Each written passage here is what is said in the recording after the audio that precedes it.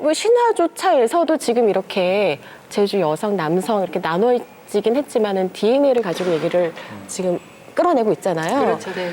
정말 옛날에 기록들도 많이 있을 거 아니에요. 그 그렇죠. 관련된 기록들이. 네. 아무래도 그쪽은 또 전문가시니까. 일단 여러 가지 뭐 제주 사람들 이야기를 이제 많이 추려보는데 일단 제가 연구했던 사람들 중에 이제 부의 안병택이라는 사람이 있었는데 그 사람이 이제 제주도에서 넘어가서 광주에서 교화 활동을 했어요. 이제 활동을 하는데 제주 사람들이 많이 갔어요. 그래서 제주 지식인들이 그분한테서 굉장히 많은 영향을 받고 실제로 이쪽에도 지금도 이제 영향성이 있어요. 근데 그분한테 배웠던 사람이 일기인데 사람이 이제 가게 되면은 이제 잘 가라고 이제 글도 주는 것도 선물도 줄 수 있고 뭐 이렇게 하는데 어느 순간은 그 부의 안병택 선생이 담배를 이렇게 피고 있다가 이게 누구가 가게 된 거예요.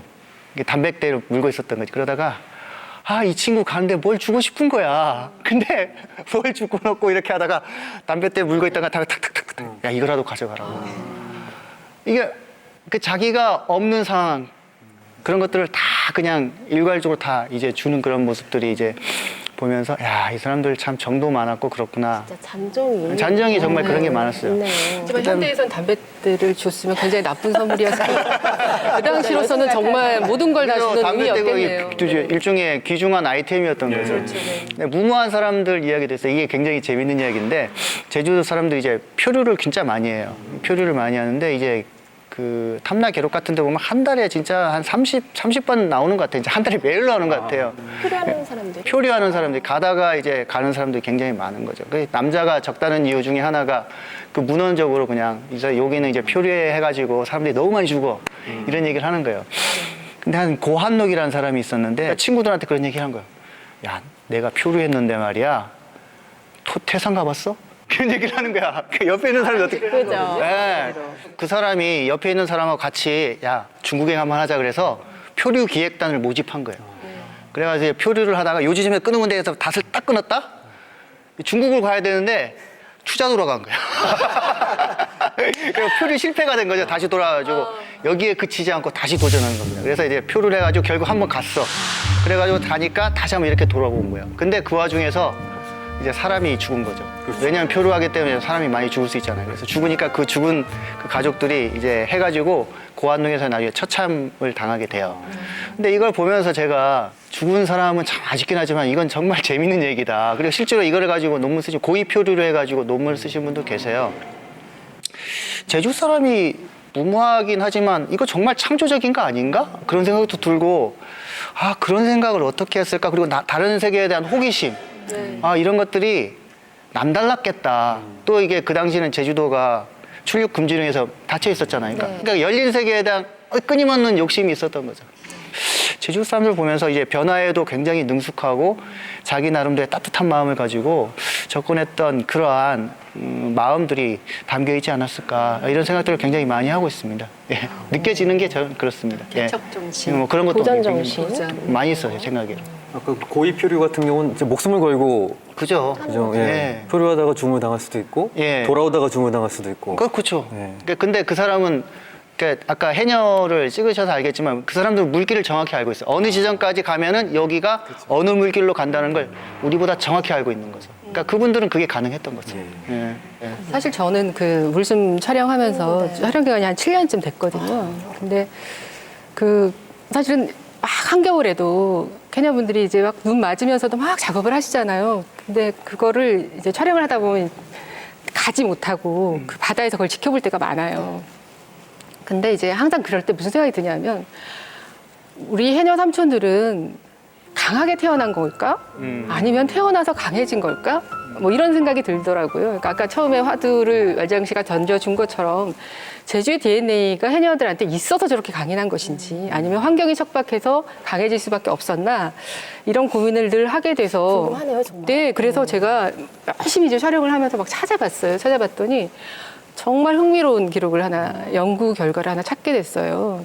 뭐냐면 때는 바야흐로 1959년으로 거슬러 올라가는데 이제 우리나라에 주둔해 있던 미 공군이 이제 훈련을 막 하게 되는데 바다에 추락하는 사건이 너무 많았대요. 바다에 추락하면은 사람이 그 충격 때문에 죽을 것 같지만 저체온증으로 저체온증으로 사망하는 경우가 너무 많았다는 거예요. 그러니까 미 공군이 이게 항상 숙제였고 고민이었는데 어느 날 그들이 해녀를 본 거예요. 해녀를 봤더니 눈이 펄펄 내리는 데서 그 옛날에 물옷, 전통적인 물옷, 얇은 헛겹으로 된 그거 하나 입고 몇 시간씩 작업하는 걸 보니까 정말 믿을 수가 없는 거예요. 그래서 미 공군에서 그 당시에 뭐 지금 돌아가셨지만 연세대학교의 고 홍석기 교수님과 박양생 교수님께 연구 의뢰를 합니다. 그래서 이 연구가 무려 30년 동안 진행이 돼요.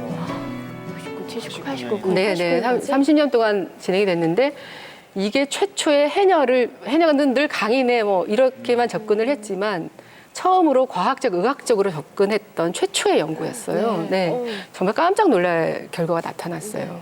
보니까 아주 신비롭게도 해녀분들은 열을 차단하는 능력이 있더라는 거예요. 차단할 뿐만 아니라 심지어 그 안에서 열을 발생시키더래요. 체내에서. 스스로. 조절을 한다고. 네, 그래서 그 믿을 수 없죠. 근데 신진대사를 일반인들보다 30%나 더 활발하게 할 수 있는 그런 능력이 있었대요. 그런데 이 결과를 10년 동안 연구한 결과를 학회에 보고했을 때 바로 조금 전 김 박사님이 보내셨던 저 반응처럼 에이 이런 믿을 수 없다. 어떻게 이게 말이 되느냐. 왜냐하면 전 인류의 역사상 한 번도 인간에서 발견될 수 없었던 능력이었던 거예요. 그러니까 임계수온이 일반인보다 4도 가 더 낮게까지 견뎌내는 거예요, 해녀들이. 심지어 에스키모인에게조차도 없는 능력이었어요, 이 추위에 대한 적응 능력이. 그래서 많은 학자들이 고민을 하다가 쉽게 결론 내릴 수 있는 것이 유전자가 다를 거야, DNA가 다르겠지. 유전자 박사님이시니까 결과가 어떻게 나왔을 것 같습니까? 글쎄요, 요즘 기술로 분석을 해보면 제가 생각하기에는 뭐 여러 가지 측면에서 볼 수 있는데 유전자에서 차이점이 있었을 겁니다. 가지고 태어난 게 뭔가 다른 게 있다. 달랐을 거라고 예상을 합니다. 보기 좋게 그게 아니라는 사실이 드러난 것이 뭐냐면 10년 뒤에, 그러니까 지금 해녀분들이 입으시는 고무 그 잠수복이 70년대 초에 제주도에 막 들어와서 보급이 됐거든요. 그러니까 연구를 하다 보니까 딱 그 시점이 됐고 70년대 초반까지 연구가 계속 진행이 됐는데 그 고무 잠수복을 입고 나서 3, 4년 만에 이런 능력이 소실돼 버려요. 같은 사람을 그렇죠. 조사를 해도 그렇게 나옵니다. 그래서 만약에 이게 유전자나 DNA였다면 고무복을 입고 있어도 이게 남아있어야 이게 유전자인 거잖아요. 근데 그렇지 않고 소실돼 버리는 것을 보고 그때서야 모든 학회에서 아, 이것은 정말 인간으로서 정말 상상할 수 없지만 초인적인 적응 능력이고 그 생존을 위해서 참아야 했던 그 강한 모성애들이 만들어낸 초능력이 아닌가 뭐 그런 생각을 합니다.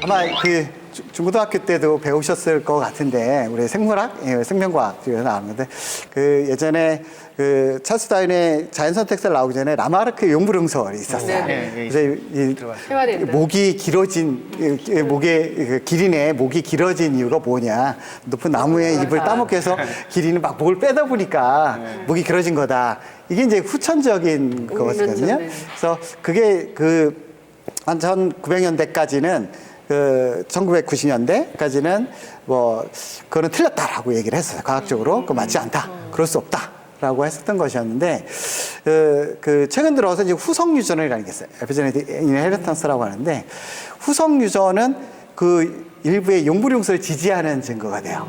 그래서 DNA에 있던 그 특정 유전 정보는 같더라도 그 유전 정보가 얼마나 발현되느냐 이 차이는 후천적으로 달라질 수 있다는 거예요. 아까처럼 계속 물질하고 추운 바다에 들어가서 전복도 따고 뭐 이렇게 하다 보면 그것에 맞춰서 저체온증에 견딜 수 있도록 해주는 그 유전자 그런 기능을 하는 유전자가 발현이 많아진다는 거예요.